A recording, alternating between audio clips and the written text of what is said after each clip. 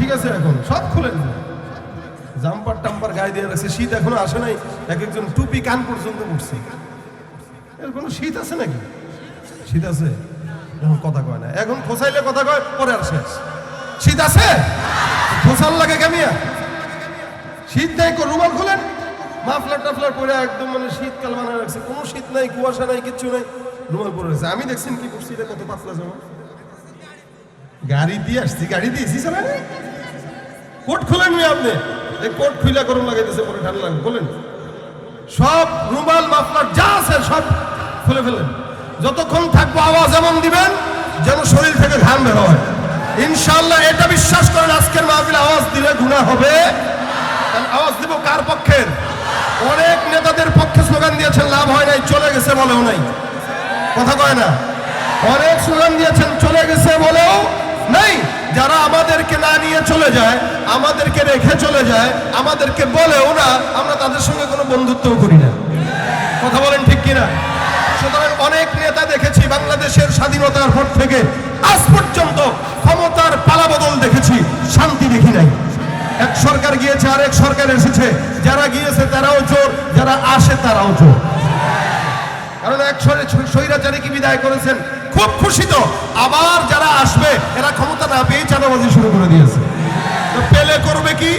সুতরাং যারা আসবে, যারা যাবে, এদের কারো প্রতি আমাদের ভরসা নাই, বিশ্বাস নাই।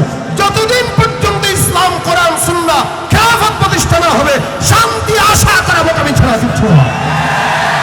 শান্তির জন্য কোরআন দরকার আছে না নাই? সুন্নাত দরকার আছে না নাই?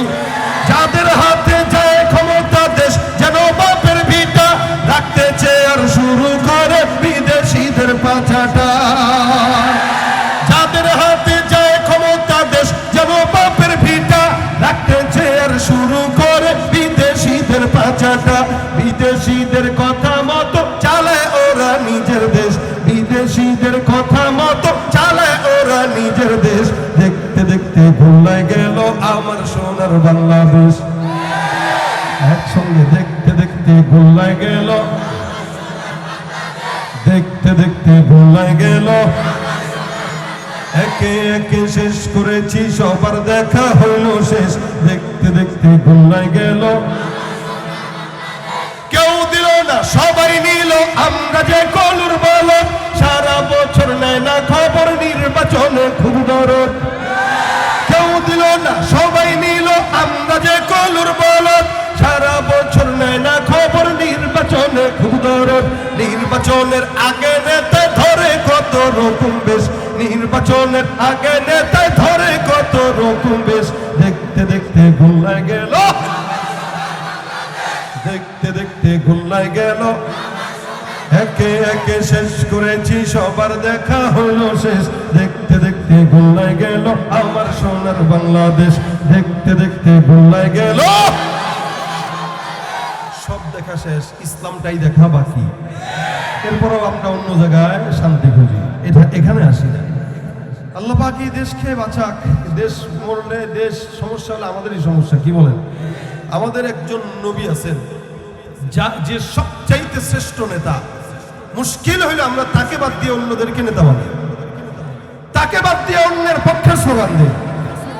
যেই লোকটা বাংলাদেশের রাজনীতি যারা করে, এদের মধ্যে 100-র মধ্যে 90-80 জন মানুষই চোর, বাকি 10 জন ভালো। কি বলেন আপনারা? ভালো যদি কেউ থাকেও, ওর আশেপাশে কোনো মেম্বার, চেয়ারম্যান যদি থাকে, এরা মিলে তারা চোর বানাইতে বাধ্য হয়। যে পাগলের পাগলা গারোতে যদি আপনি যান, দেখবেন 10-15 জন পাগল আশেপাশে, আপনার নিজেকে কিছুক্ষণ পরে পাগল মনে হবে, ঠিক না? তা আমাদের দেশের আশেপাশে যখন দুর্নীতিবাজরা ভরা, চোররা ভরা, তখন নিজে ভালো যে নিজেও পেরেশানিতে পড়ে যে আমি কি আসলে ভালো আছি না, আমি নিজেও চোর হয়ে গেছি। এই জন্য ভালো ভালো চেয়ারম্যান, এমপি, মন্ত্রী এরাও ভালো থাকতে পারে না চোরদের কারণে। সুতরাং দেখছি তো অনেক, কি দরকার আর দেখা? রাসূল সাল্লাল্লাহু আলাইহি ওয়াসাল্লামের মতো একজন নেতা থাকতে অন্য কোন নেতার পক্ষে স্লোগান দেওয়ার কোনো দরকার। এরপর আমরা বলি আমার নেতার চরিত্র ফুলের মতো পবিত্র। এই স্লোগান দেয় কিনা? শুধু দেয় না, 1 কাপ চায়ের বিনিময়ে দেয়, তার কোনো ফায়দা নাই। এই নেতারা কোনোদিন দেখেও নাই, চিনেও না, এরপরও স্লোগান দেয় অমুকের চরিত্র ফুলের মতো পবিত্র। সেই এসি রুমে বসে বসে কল্পনা করে 5 বছরে চুরি করে 10তলা বিল্ডিং বানাইছি, এসি রুম লাগাইছি, প্রাডো গাড়ি কিনছি, এরপরেও বলে আমার চরিত্র ফুলের মতো ভালো হওয়া দরকার, কি আরো বড় চোর হই? কথা বুঝে না এরা? কি বুঝেন আমি জানি না, আপনারা কি বুঝছেন? যেই লোকে চোর, এই লোকের পক্ষে যখন স্লোগান দিবেন, ওই লোকে চিন্তাই করবে যে কিরে এত চুরি করার পরেও যদি চরিত্র ফুলের মতোই থাকে, ভালো হওয়া দরকার, কি আরো বড় চুরি হওয়া দরকার। কারণ আমাদের দেশে 2 টাকার পকেট মারের দাম আছে। 2 টাকার পকেট মারকে মানুষ মাইট দেয়, কিন্তু কোটি টাকার চোরকে দেখলে সালাম দেয়।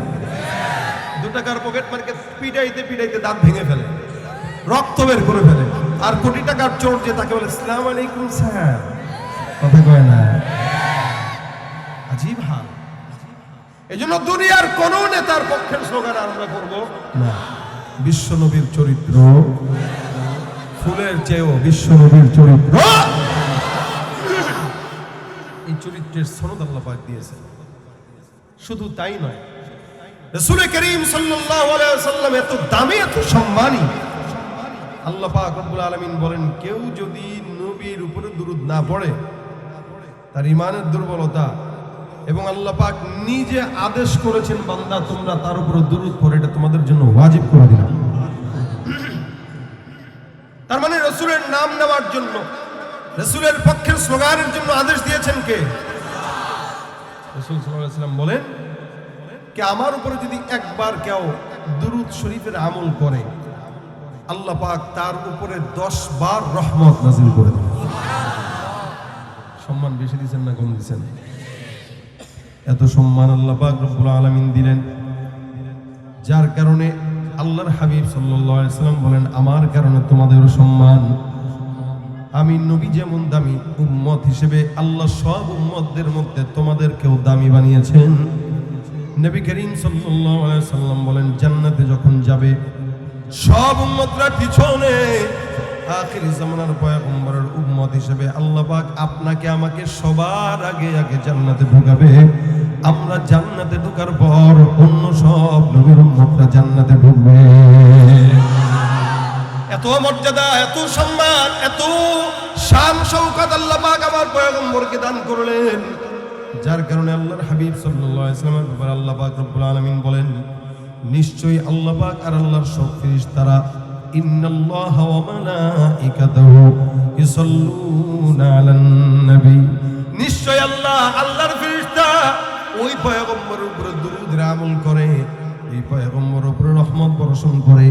আল্লাহ পাক এমন একজন সত্তা মালিক যার অন্য কোনো ইবাদতের দরকার হয় না, আল্লাহ পাকের কারো আমল করার জন্য দরকার হয় না, ইবাদতের গায়রে মুহতাজ, যার কারণে আমার আল্লাহ পাক রব্বুল আলামিন বান্দারা আল্লাহর ইবাদত করবে, আল্লাহ বান্দার কোনো ইবাদত করে না।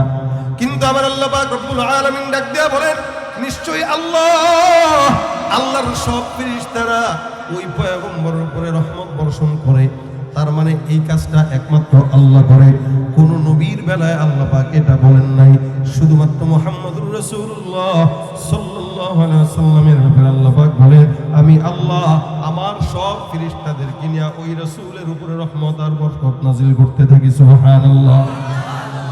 এ ভাইরা আমার, খুব বুঝেন, আল্লাহ পাক রব্বুল আলামিন নবীর উপরে রহমত বর্ষণ করেন। আল্লাহ নিজে একা নয়, আল্লাহর সব ফেরেশতার দল। কতগুলো ফেরেশতা? আল্লাহ পাকের ফেরেশতা কি একটা, দুইটা, তিনটা বা এক কোটিটা? কয়টা? গণনা করা যাবে? নিয়ামত গণনা করা যায় না। ওয়া ইন তাউদ্দু নি'মাতাল্লাহি লা তুহসুহা। আল্লাহ পাক বলেন যে মাখলুকাত দিলাম, একটা মাখলুকাত আল্লাহ পাক রব্বুল আলামিনের কোনো বান্দা গণনা করতে পারে না। প্রত্যেকটা মাখলুকাতের সঙ্গে আল্লাহ পাক রব্বুল আলামিন ফেরেশতা দিয়ে দিয়েছে। নবী করিম সাল্লাল্লাহু আলাইহি ওয়াসাল্লাম বলেন, বান্দা ফেরেশতা কত জানো এমন বুঝবেন, আপনার মতো আমার মতো বান্দাদের নলেজের মধ্যে জ্ঞানগুলো ঢোকার কথাও না, কিন্তু সাধারণ উদাহরণ দিলে আপনারা বুঝবেন। এই জমিনের মধ্যে সবচেয়ে প্রথম ঘর বাইতুল্লাহ। বাইতুল্লাহ তাওয়াফ করে আল্লাহর বান্দা, আল্লাহ পাক বলেন, মান দাখালাহু কানা আমিনা, কোন বান্দা যখন এটাতে প্রবেশ করবে সম্পূর্ণ নিরাপদ। এই বাইতুল্লাহ তাওয়াফ করে কোন বান্দা যখন বাইতুল্লাহ তাওয়াফ করে একবার, দুইবার, তিনবার, 5 বার, 14 বার, 1 কোটি বার যদি কেউ পড়ে, ইনশাআল্লাহ আল্লাহ পাক রব্বুল আলামিন ওই বান্দা কোনোদিন ধরা বাঁধা কোনো নিষেধ দিয়ে দিবে না।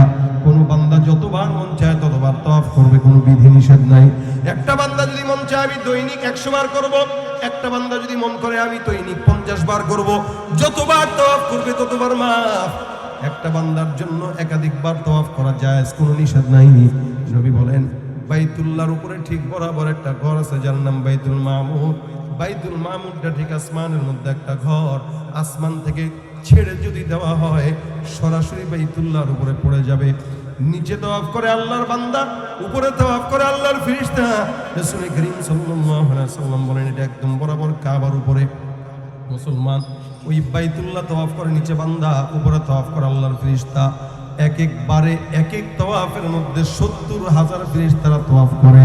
70,000 ফেরেশতা একবার যদি কেউ তওয়াফ করে, দ্বিতীয়বার আর কোন ফেরেশতা ওই দ্বিতীয়বার তওয়াফ করার কোনো সুযোগ পায় না। তার মানে কতগুলো ফেরেশতা আল্লাহ পাক রব্বুল আলামিন জমিনের মধ্যে দিলেন। এক একটা বান্দার জন্য ফেরেশতার অভাব নাই। জমিনের মধ্যে আল্লাহ পাক রব্বুল আলামিন এত এত ফেরেশতা রাখলেন। আল্লাহ পাক বলেন আমি আল্লাহ আমার সমস্ত বান্দারা ওই পয়গম্বরের উপরে রহমত আর বরকত বর্ষণ করি। সুতরাং তোমরাও যদি নিজেকে নিজেদের ঈমানদার দাবি করো, আমি আল্লাহ পাক রব্বুল আলামিন ঘোষণা করলাম তোমরা সবাই ওই পয়গম্বরের উপরে রহমত বর্ষণ করো, দুরূদ বর্ষণ করো। আমি আল্লাহ পাক রব্বুল আলামিন তোমাদেরকে আদেশ দিলাম। নবী বলেন সাল্লাল্লাহু আলাইহি ওয়াসাল্লাম বলেন মান সাল্লা আলাইয়া সালাতান ওয়াহিদাতান সাল্লাল্লাহু আলাইহি আশারা। একবার কোন ঈমানদার মুমিন বান্দা যদি তো আমি আল্লাহর নবীর উপরে রহমত বর্ষণ করে, আমার আল্লাহ পাক ওই বান্দার উপরে 10 বার রহমত নাযিল করে দিবেন। সুবহানাল্লাহ। এত বড় ফজিলতপূর্ণ আমল আল্লাহ পাক কোন নবীর উম্মতের বেলায় বলেন নাই, কোন নবীর বেলায় বলেন নাই। সম্মানটা আপনার আমার পয়গম্বরকে আল্লাহ পাক রব্বুল আলামিন দান করলেন। দান করার কারণে, সম্মান দেওয়ার কারণে আল্লাহ পাক পয়গম্বরের নামটা পর্যন্ত কোনোদিন বর্ণনা করেন নাই নাম ধরে। শুধু তাই নয়, আল্লাহ পাক রব্বুল আলামিন আমার পয়গম্বরকে এত মর্যাদা দান করলেন, এত সম্মান দিলেন। কোরআনে আল্লাহ পাক নিজেও পয়গম্বরের নাম ঘোষণা না করলেও গোটা বান্দাকে আল্লাহ পাক বলে দিয়েছেন খবরদার আমার পয়গম্বরকে নাম ধরে ডাকবা না, নবী আর রাসূল বলে সম্বোধন করবা। এটা আমার পয়গম্বরের সম্মান।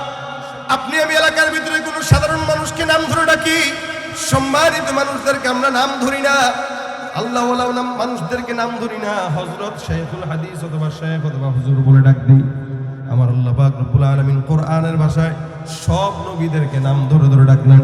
ইয়া যাকারিয়া, ইয়া ইয়াহইয়া, ইয়া ঈসা, ইয়া মূসা। আল্লাহ পাক এক এক নবীদেরকে সুন্দর করে নাম ধরে ধরে ডাকলেও মুহাম্মদুর রাসূলুল্লাহ সাল্লাল্লাহু আলাইহি ওয়াসাল্লামকে আমার আল্লাহ কোরআনের ভাষায় ডাক দিলেন ইয়া আইয়ুহান নবী। আমার আল্লাহ নবী বলে সম্বোধন করলেন, রাসূল বলে সম্বোধন করলেন। কখনো কখনো বলেন ইয়া আইয়ুহার রাসূল, কখনো আল্লাহ পাক বলেন ইয়া আইয়ুহাল মুজাম্মিল, কখনো বলেন ইয়া আইয়ুহাল মুদ্দাসসির, কখনো ইয়াসিন, কখনো তাহা মা আনজালনা আলাইকাল কুরআনা লিতাশকা। এক এক জায়গায় এক এক আয়াতে আল্লাহ পাক এক এক সুন্দর করে নাম ধরে ধরে ডাকলেন। কিন্তু এক জায়গাতে আমার আল্লাহ পাক রব্বুল আলামিন কেবলমাত্র মুহাম্মদ বলে সম্বোধন করেন নাই। যখন সম্বোধন করেছেন লকব দিয়ে আল্লাহ পাক আমার নবীকে ডেকেছেন। সুবহানাল্লাহ। শুধুমাত্র লকব দিয়ে আমার আল্লাহ পাক পয়গম্বরকে ডাকলেন। উম্মতদেরকেও জানা যায় হে উম্মত তোমরাও যখন ডাকবা খবরদার ইয়া আইয়ুহাল্লাযীনা আমানু লা তাজআলু দুআআর রাসূল বাইনাকুম কাদুআই বা'দিকুম বা'দা। একজন আরেকজনকে যেমনি তোমরা সাধারণভাবে ডাক দাও, আমার পয়গম্বরকে সাধারণভাবে নাম ধরে ডাকবা না।